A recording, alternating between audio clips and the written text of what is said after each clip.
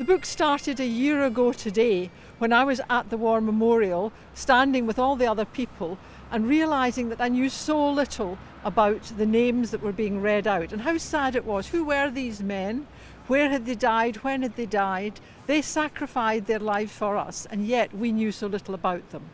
And then I remembered a year before that the wonderful commemoration that had been had in St Margaret's of the end of the First World War, and the work that Fiona Hunter had done to find out the information about some of the names, and the work that Tom had done also, and they'd worked together on that, and I felt it was important that we could put that together and extend it to get all the names of the First World War and also extend it to the Second World War, so that we could then produce a leaflet for the village to remember the men.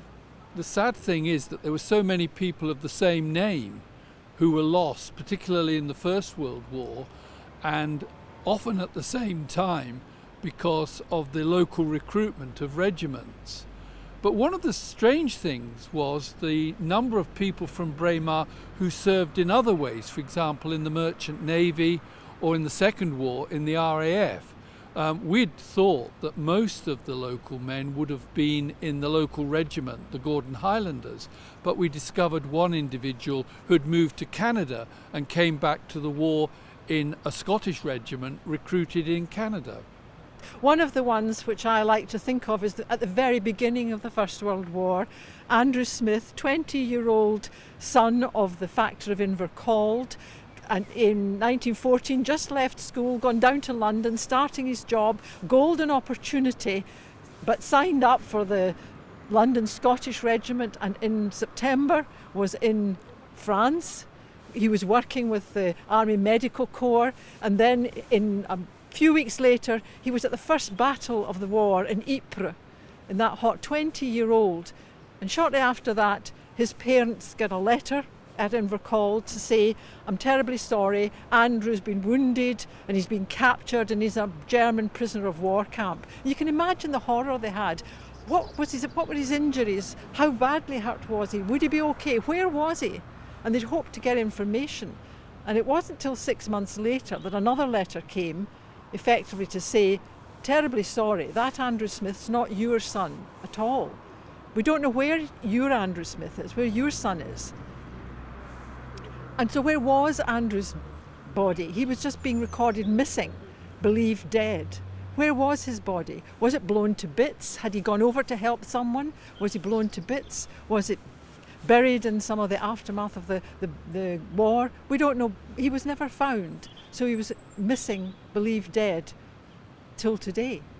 One thing that we wanted to do was to explain the battles that were taking place in which the individuals died, because few of us today have the same sort of knowledge of the campaigns of the two world wars that our fathers and grandfathers would have. So to complete the booklet we tried to explain, well, what was the first Battle of Ypres all about, and why were there two more battles of Ypres later on? And we hope that people reading will not only get the story of the individuals, but the story of where they were and what happened. These men gave their lives for us. We're free because of their sacrifice.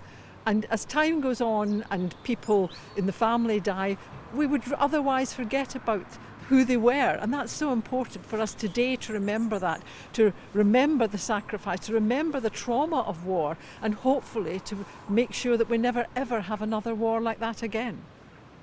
The other thing that the booklet has done is to talk about life in the village and the things that had to be done in the village by ordinary civilians on the home front.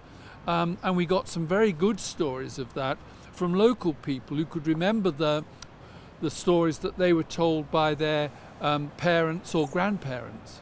I've learned so much more about the wars, but it's more to do with the sacrifice, the trauma, what people went through. They went through that quite willingly. And I think of what would it be like today if I was asked to do that? Would I do that?